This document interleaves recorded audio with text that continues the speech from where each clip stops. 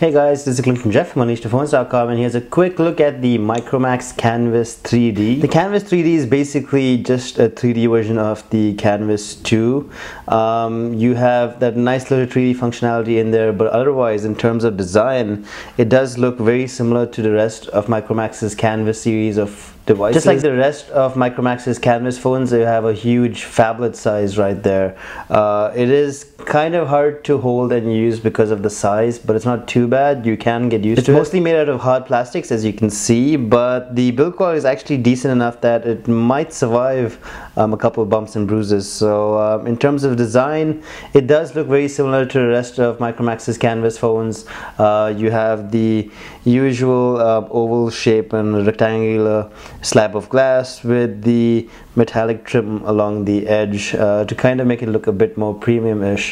For the price range though, it does feel like it's a very solid phone, so no complaints as such with the build quality. At the back you also have this nice little notch right there to get the back panel off, and once you do get the back panel off, you will actually notice that this is a dual SIM phone, so you have space for two regular size SIM cards in there, which is pretty cool if you are a big fan of having two SIM cards and using them. Coming to the front of the Micromax Canvas 3D, you have a 5-inch capacitive LCD at 16 million colors, but it's at a low 480 by 800 pixel resolution, which means you have about 187 ppi pixel density. As a result, the text can be a little jagged. It's not super clear because of the low pixel density, but it's not too bad. I'd imagine most people will be very happy with the screen. The only problem with the screen though is that the viewing angles are really bad, as you can see. Colors change at even mild viewing angles, but if you look at it straight on, the colors are just fine. Also, another thing to note is that the blacks are not too deep. You can actually notice the reflections right there because the screen does reflect quite a lot, and as a result it's not very usable in outdoor sunlight, but it is bright. So all in all, not too bad. Not the best LCD we've seen, but not too bad at all. Of course, one of the coolest things about the LCD is that it is 3D capable.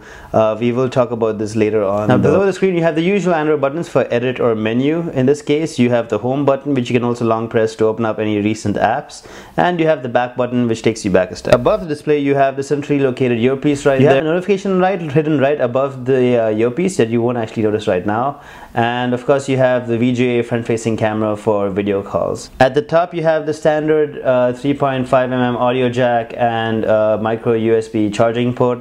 On this side you have the volume buttons to control the volume.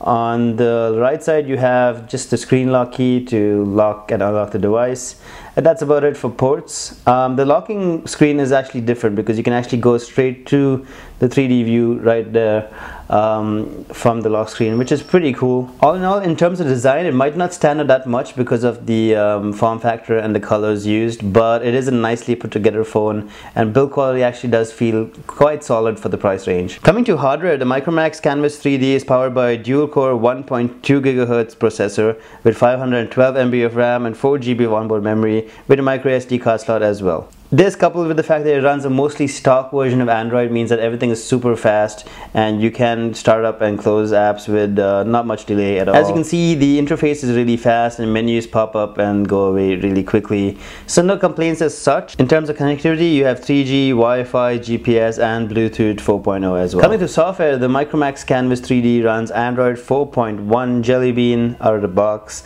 I'm not sure if it will get an update to future versions of Android. That is a bit of an issue with Micromax, but Jelly Bean does come in with a lot of useful features like Google Now and various other implementations. And the UI, as you can see, is mostly stock except for the camera app, which is using Micromax's own camera UI, as you can see. All in all, it's your basic Android experience. Nothing much has changed. You have access to your widgets right there, and you can have a whole bunch of apps installed.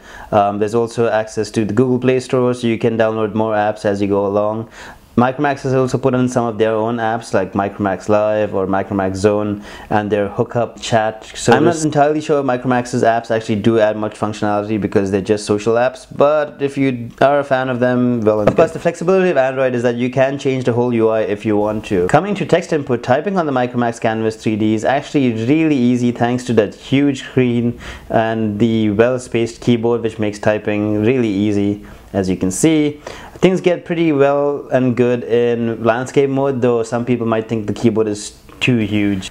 Coming to web browsing, you have Android's default browser, but you also have Google Chrome pre-installed. Google's Chrome browser is really handy to have and loads up pretty quickly, as you can see. You have support for multiple tabs and you can favorite and have a whole bunch of functionality thrown in. You can also view the desktop version of sites if you prefer. At the end of the day, Android 4.1 Jelly Bean has a lot of functionality built in and runs really quickly on the Micromax Canvas 3D. Alright, so speaking of the 3D, the glasses free 3D on the Micromax Canvas 3D is pretty cool. It does flaunt its abilities right there in your face as soon as you start the 3D app. You might not make out on the camera, of course, but in real life you can actually view the 3D and it does look pretty cool, though the reflections of the screen can be a bit distracting. It throws in a fun little twist, but viewing the 3D for too long might give you a headache. You can actually view 3D YouTube, you can view a 3D gallery of images if you have any 3D images. There's a default movie trailer built in which is in 3D, which will show you off the 3D video. Apart from that, there's also a 3D camera which I could not get to work very well because you toggle the 3D mode on, you take a picture and then you have to kind of take another picture next to it to get the 3D effect. But it really never worked for me and I couldn't figure it out. Now, one thing nice about the LG Optimus 3D from last year was that it had two cameras at the back, so you could actually take a 3D image. On the Canvas 3D, they've tried to fix that solution with just one camera, where you can take a 3D picture and then move the camera horizontally a tiny bit to take another picture, and then it'll combine those two pictures to make a 3D image that you can only view on the device. It's not really that great. As I showed you, it doesn't work very well. There's also 3D games that you can play. So far, there's just a bunch of games that you can download. For now, there's only one 3D game built in, and that's Fruit Devil, which I've never actually played before. It is a freemium game, so it has advertisements. So as you can see from the loading screen right there, there's a lot of 3D going along. It does play pretty nicely, I guess.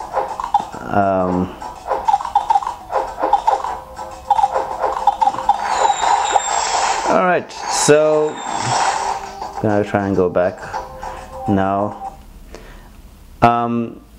So yeah, there's a whole bunch of 3D games built in and they do add a little bit of fun, but I should know that the 3D actually does use up a lot of battery life and can drain the battery immensely, so I would be careful. Alright, so speaking of the camera, you have a 5 megapixel camera at the back with a dual LED flash. The camera interface is different compared to anything you've seen on stock Android. You have a nice little switch there to go between 3D and 2D mode.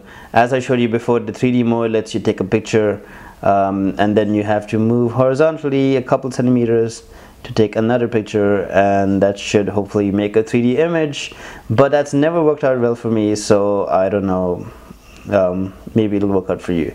Apart from that, you have zoom controls and you have a front-facing camera that takes pictures in VGA quality, not too great. You also have access to a whole bunch of features, as you can see, and exposure, sharpness, saturation, and other settings that you can play around with. Taking a picture is pretty easy. You just tap the button or tap anywhere on the screen to focus. I did notice that it does have issues with focusing and camera quality isn't that great, unfortunately. Colors are pretty okay, but details are poor, and of course in low light you have a lot of noise. Video is also pretty disappointing because in video you can only record at a maximum VGA resolution at 30 frames per second, which isn't much, unfortunately. Coming to call quality, we had no issues with call quality on the Micromax Canvas 3D. It was pretty average and we had no issues with reception or drop calls. Voices came in loud and clear, though some folks on the other end said that they did have some issues hearing us. And coming to battery life was actually pretty good on the Canvas 3D. It was able to last an entire workday, though I would still advise charging it up every night. And as I did mention, the 3D does use up a lot of battery power, so kind of stay away from the 3D if you want it to last an entire day. So to conclude, the Micromax Canvas 3D is a pretty okay phone. I really would not advise buying it just for the 3D because it doesn't actually make that much sense. You do get over it pretty quickly, and 3D is a very cool thing to have, but I would advise you to just get the Micromax Canvas HD instead, which is a much better phone. Or if you're looking for something cheaper, the Micromax Canvas 2 is a much better phone as well. Again, I'm also concerned that this might not get any more Android updates, which will be a major issue.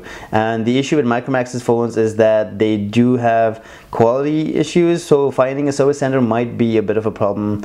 But if you're willing to take the gamble, the Micromax Canvas 3D is a pretty okay phone. I wouldn't say it's my favorite Micromax phone so far. The Micromax Canvas HD definitely wins that title. But the Micromax Canvas 3D is a pretty okay phone if you just want to show off 3D.